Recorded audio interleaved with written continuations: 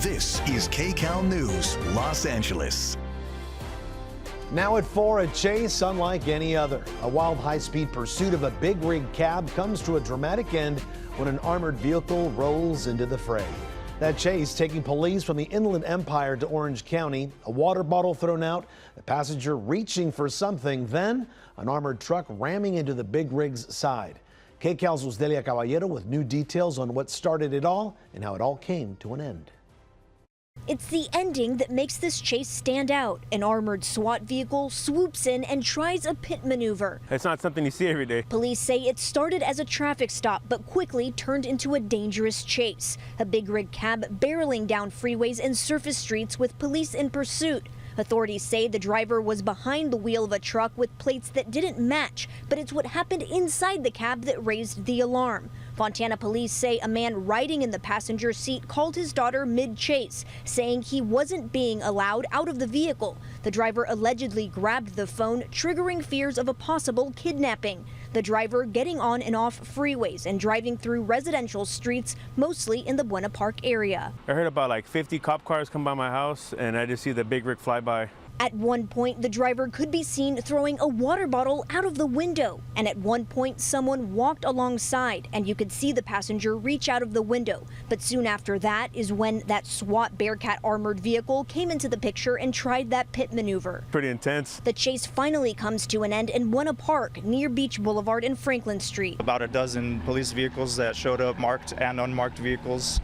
And they just surrounded him. They didn't allow them to move any further from that spot. Witness Julian Velasquez still in shock about what he saw. I've never seen something like this happen in front of my eyes where SWAT and police teams are, pulling people out of a vehicle at gunpoint. I heard the screams like to get out of the car and stuff. After nearly 90 minutes on the road, both the driver and passenger surrendered to police. They pulled them out, told them to put his hands up, pinned them down, and took him to the car. The passenger was put on a stretcher and then taken to the hospital. Investigators are looking into whether the passenger was being held against his will and what connection, if any, there is between him and the driver.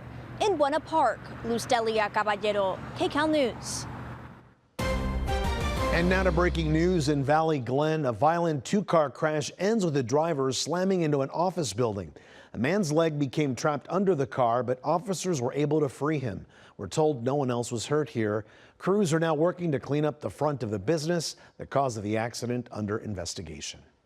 And now to the very latest developments in Dallas, where federal agents say a gunman shot 3 detainees at an ICE facility before taking his own life. At least one of the victims has died. The FBI calling it a targeted attack against ICE. KCAL's Marvin Hurst is there with the message investigators say the gunman wrote on some of the bullets. Lights from dozens of emergency vehicles flashed outside an ICE facility in Dallas early this morning. Officials say a gunman armed with a rifle opened fire on the center from a rooftop across the street. I can confirm at this time that the FBI is investigating this incident as an act of targeted violence. Homeland Security says the shooter fired indiscriminately at the facility and at a van parked outside. At least one victim was shot while running from the van to try to get help. FBI Director Kash Patel posted a photo online of what he says are the suspect's unused shell casings, one with a handwritten message that says anti-ICE. There will be no resource not utilized to bring all those individuals who are responsible to bring them to justice and to hold them accountable. This is the third attack on a Texas immigration facility in the past few months. The other 2 happened in July. Both involve police officers. An ICE official and Republican Senator Ted Cruz condemned the current political climate that they say is leading to violence. This must stop. To every politician who is using rhetoric demonizing ICE and demonizing CBP, stop. No law enforcement officers were hurt in Wednesday's shooting. Marvin Hurst, CBS News, Dallas. Because of the shooting, security is being increased at the ICE processing center in Adelanto. The San Bernardino County Sheriff's Office says it's adding patrols in surrounding areas. It comes amid recent violence aimed at immigration and customs facilities across the country. The sheriff says there is no immediate threat right now. The facility is privately owned and contracts with ICE. The city of Adelanto uses the sheriff's department for law enforcement services. We will have continuing coverage of today's deadly shooting at that ICE facility in Texas throughout the night on KCAL News and on KCALnews.com. Now to the investigation into the death of a missing girl. Her remains found in the trunk of a singer's car. Today, movers showed up at a Hollywood Hills home connected to the case. KCAL News reporter Rachel Kim with that and more on where the investigation now stands. 1 week after LAPD's robbery homicide detectives searched and recovered evidence at this Hollywood Hills home in the investigation into the death of Celeste Rivas Hernandez, movers spent a few hours on Wednesday packing up boxes and loading them into a truck. They were accompanied by masked security and personnel who would not speak with us. This home on Doheny Place is where a Tesla registered to singer David was parked before it was towed. Rivas Hernandez's remains were found in the Tesla's trunk at a nearby tow yard more than 2 weeks ago after complaints of a foul odor coming from the impounded car. The movement at the Hollywood Hills home comes the day after the medical examiner's office released Rivas Hernandez's remains back to her family. Her cause of death is still listed as deferred on their website, so we reached out to the medical examiner's office to see if there was an update since her body was released. They told us they still haven't determined a cause of death and that on average, deferred cases can take up to 3 months for determination. Police say the singer, whose real name is David Anthony Burke, is cooperating with investigators. He has canceled the remainder of his tour as police investigate. It's unclear right now if or how the singer was connected to the 15-year-old girl. Police have not named any suspects and have not indicated whether a crime even occurred. It hurts.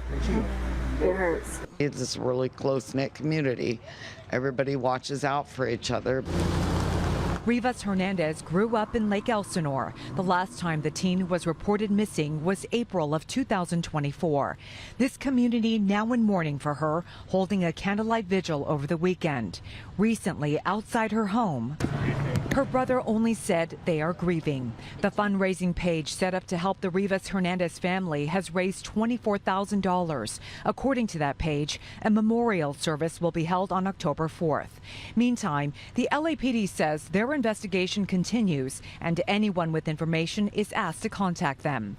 We reached out to the singer and his reps. We have not heard back. Rachel Kim, KCAL News. Fallen music mogul Sean Diddy Combs facing another lawsuit. Deontay Nash, a former stylist, testified back in May that he witnessed threats made by Diddy against former girlfriend Cassie Ventura and saw him kick her so hard that she bled.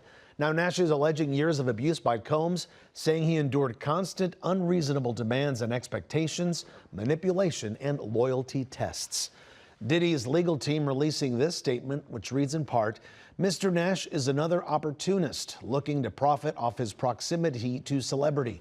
This complaint is riddled with falsehoods and stands in stark contrast to the record that has already been established in court. Jimmy Kimmel made his return to TV last night, and this afternoon, ABC said more than 6 million people tuned in to see what he had to say. Anyway, as I was saying before I was interrupted. Kimmel said it was never his intention to say anything bad about the death of Charlie Kirk, but he didn't apologize. He thanked fellow comedians and fans for sticking by him, as well as non-fans who believe he has the right to say what he wants. One person not happy about Kimmel's return is President Trump, who posted on Truth Social, I can't believe fake ABC News gave Jimmy Kimmel his job back. The White House was told by ABC that his show was canceled. I think we're going to test ABC out on this. Here's what Variety's TV editor had to say about that on KCAL Mornings. The chilling language that's coming from the White House, including that quote from President Trump, is a reminder that they are weaponizing the FCC, and there's some real concerns about the long-term health of free speech in this country. Along with these 6 million viewers on air, another 15 million watched the monologue on YouTube. But 2 national station ownership groups preempted last night's broadcast, meaning Kimmel's return wasn't shown in a quarter of the country. There's no word if or when they may bring him back. To Lawndale now, where dozens of dogs have been rescued from the backyard of a home in what's being investigated as an animal cruelty case. More than 40 animals were rescued, according to the Society for the Prevention of Cruelty to Animals. The property owner says a woman who rents the home was breeding dogs and it, quote, got out of hand, end quote. It's not clear where the dogs have been taken to. It's Rail Safety Month, and the LA County Sheriff's Department is teaming up with Metrolink to highlight the dangers.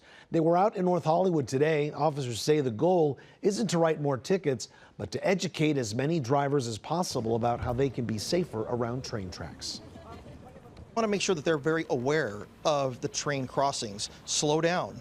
When you approach, notice the signs. Pay attention to the blinking lights. Don't try to outrun the barrier as it's coming down. Don't stop on top of the tracks. Also, turn your radio down. Turn your phone down. Put your phone down. Things like that. Anything that's going to protect them and make them more safe. Yeah, pay attention, right? Officials say there are also signs with emergency information posted around intersections with train tracks in case someone breaks down or gets into an accident nearby. A suspect's vanishing act. A man wanted pulls a fast one on SWAT officers after an hours-long standoff in Long Beach. How he managed to get away. Plus, what's in the air? How AI could soon help you answer that question for your neighborhood. Evelyn? And Juan, temperatures continuing to get a little cooler. In fact, they're going to slide to below average territory pretty soon here. We'll break down all the numbers from the next weather sphere when we come back. LA Mayor Karen Bass has given final approval for the LA Convention Center expansion, a key milestone in her efforts to revitalize downtown LA. The expansion of the convention center is much more than just another project. It is an investment in our city, an investment in our economy, and it's a major step forward in the effort to revitalize downtown LA. The project will add exhibit and meeting space at the convention center, create nearly 9,000 union jobs, and boost local business sales. At a cost of $2.6 billion, the project is expected to revitalize the downtown area ahead of the 2028 Olympics. Construction, though, will finish in 2029, but the convention center has a March 2028 deadline to be ready for the Olympics. Critics say the city cannot afford to do this in the middle of a budget crisis. Well, from living in a park and battling addiction to walking across the stage with top honors from Cal State Dominguez Hills, KCAL's Amanda Starantino shares one local graduate's inspiring story of resilience. You could soon be able to track soot pollution in your neighborhood and determine where it's coming from. The system, called Climate Trace, uses artificial intelligence and satellite technology to track the source and plume of tiny particles of pollution. The tracking has been expanded to neighborhoods in 2,500 cities across the world. Former Vice President Al Gore started the program. If your child has asthma or a member of your family has difficulty breathing for other reasons, you can see exactly where it's coming from. The system finds New York City ranks in the top 5 of the most people exposed to soot pollution. Studies show particle pollution kills millions of people nationwide. A cleaner ride for Irvine bus commuters. Irvine Connect is sprucing up its fleet with a wash and new wrap to celebrate the extension of its Yale Barranca route that goes along Portola Parkway. The free service has been a hit since its inception, with ridership numbers exceeding 141,000 across some 70 stops across the city. Plenty of coffee with KCAL served up early today. We were in Inglewood this morning meeting with people in the community. Our Chris Holmstrom spoke with one Inglewood native who shared his biggest concern for his city. I think from my perspective, what I feel the city is most challenged with is engaging the community in a more authentic way. I think that the wealth and the strength of any city and any community are the people, and I think that giving voice to the people in an authentic way is the direction and the way to go. Today's event was held at Sip and Sonder in Inglewood. There will be more Coffee with KCAL meetups in the coming months, so we can hear from you anytime. Escaping the law, SWAT officers wind up empty-handed after an hours-long standoff with a suspect in Long Beach. But how did he get away? Mike? Hey, Juan here at the desk. A bad day for a crane operator in Malibu after that crane tipples over. We'll show you what happened at 4:30. Okay, Mike. Then China, art, books, jewelry, and so much more. A huge estate sale about to kick off. How you can score deals and help an amazing cause. A SWAT standoff in Long Beach dragging on for more than 12 hours. We covered this story all day on Tuesday and never got answers from police about what happened in the end. So we sent our Jasmine Veal to see what she could figure out, and what she found is business owners shaking their heads. That's his trail. Yes. Trail of destruction. Trail of destruction. Javier Jarigi says these shattered ceiling tiles are proof an armed robbery suspect crawled through his Pinkberry shop's rafters to pull off a daring escape from Long Beach police Tuesday. I'm guessing that when he ran across, he was breaking the tile as he made his way across. So this is all the debris from the ceiling. Oh, wow. You could see it went into all our sinks and went into the camera area. The smell of tear gas still lingering in the air Wednesday inside these businesses on West Broadway. Looked at the camera out of curiosity. I was out with my family and I saw maybe about 12 to 14 SWAT guys in our lobby. So I was like, oh man, this is serious. When the SWAT team came in, they kind of surrounded the perimeter. They had their guns pointed, threw some tear gas just in case he was back here. It started when police and SWAT surrounded the 7-Eleven on the corner Tuesday after they say an armed robbery suspect refused to give up. After 13 hours, they made their way inside, but the guy was gone. This booth was damaged, but I think they damaged it because I just put these ceiling tiles back in up here. There was one here, and then there's one broken in the kitchen. Mike Rossetti, the owner of Broadway Pizza and Grill in the same building, also had to clean up and air out his restaurant Wednesday, hoping to open after the standoff. I think the police did when they tear gassed. I think they popped up the tiles and then put the tear gas in there. He's still recovering from a burglary a few weeks ago. How frustrated are you? It's hard. It's really, really hard. Yeah, it's hard to make money when, bad things happen all the time. The top floor of this building right now is under construction, become a nightclub. 8,000 square feet of a lot of nooks and crannies. That's why the SWAT team was calling the people who work here to try to figure out how the suspect may have escaped. If you crawl all the way across, but that's quite a feat. That's 60 or 80 feet. Jeff Horton, who is leading that construction project, was one of the people police called for help since he knows the building well. He probably got in through the void and went out the back entrance. So as Long Beach police continue to investigate how the suspect got away, these business owners hope a sense of security returns that's been missing for too long. In Long Beach, Jasmine Veal, KCAL News.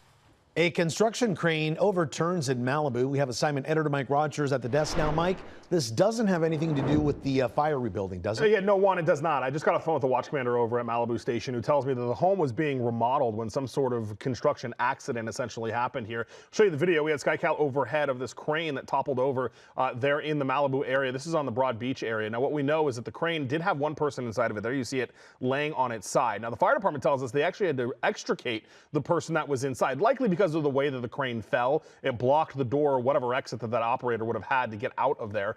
We do know, according to the watch commander over at Malibu Station, that the victim did have some leg injuries, but it sounds like he's going to be okay and will be taken to the hospital where he'll be evaluated and hopefully released. Now, it's unclear exactly what caused the crane to topple over, but 9 times out of 10, it is some of the soft sand that you see on the wheels right there that causes it to fall over. Because this is a workplace accident, the Cal OSHA will now investigate to try to figure out exactly what happened here. They'll have a full report about it soon. Meanwhile, that crane operator recovering from those leg injuries tonight, Juan. All right, sounds good, Mike. Thank you.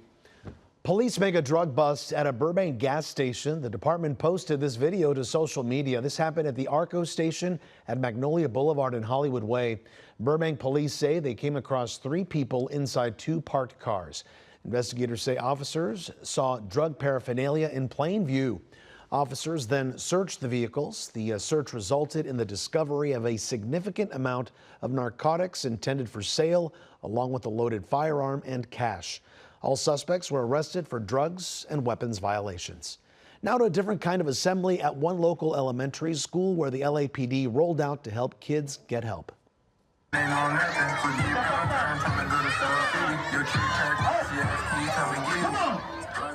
Yeah, look at them go. LAPD officers teamed up with Target volunteers to host a Dodgers-themed Super School Rally for Pacoima Charter Elementary. SUPER stands for supporting, uniting, partnering, empowering, and reassuring. Our kids are going through a lot, and it's time that we get together with the police officers, our sponsors, Target, and just lift their spirits. We let them know that we're their friends, we're there to support them, and we're there to protect them. So we emphasize that today with a whole bunch of fun, a whole bunch of contests, games, and prizes. And it's a fun way to talk about the importance of saying no to drugs, gangs, and bullying, and to make sure these young scholars believe in themselves. So important. California's climate is swinging more wildly than ever, from floods to droughts and back again. KCAL climatologist Marina Jurica explains how the climate change is fueling this hydroclimate whiplash. Pat, I'll send it back to you in the studio. All right, Evan, and I'll take Juan. it. And speaking of Pat, there's lots more news ahead at 5 on CBS Los Angeles Channel 2. Here she is, Pat Harvey, joining us with a preview. Hi, Pat. Thank you so much, Juan. And Evelyn, right? That's right. New at the top of the hour on CBS Los Angeles. And we are getting an update on the Fed's reaction to the state's new law banning the use of masks in ICE raids. The acting director of ICE now speaking out. And celebrities like Andy Cohen and Rebel Wilson say they're doing it to lose weight and keep it off. We have the new trend in weight loss. All that much more ahead on KCAL News at 5 on CBS Los Angeles Channel 2. But right now, Juan, over to you. I'll take it, Pat. And we'll see you at 5. Thanks so much. Well, more tricks over treats. Our state apparently doesn't have much of a sweet tooth, where we rank dead last ahead of Halloween. Well, California seems to be better with tricks than treats. When it comes to Halloween candy sales, we apparently are dead last.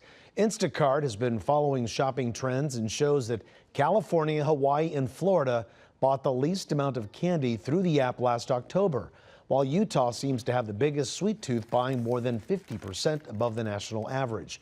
Reese's Peanut Butter Cups took home the national title for favorite Halloween candy. Here in California, we apparently prefer Almond Joys. Thanks so much for watching KCAL News at 4. Our next newscast just moments away on KCAL News at 5 on CBS Los Angeles, over on Channel 2. We're always on KCALnews.com and streaming on CBS News Los Angeles. And we will, of course, see you again tonight for more news on KCAL News at 8, 9, and 10.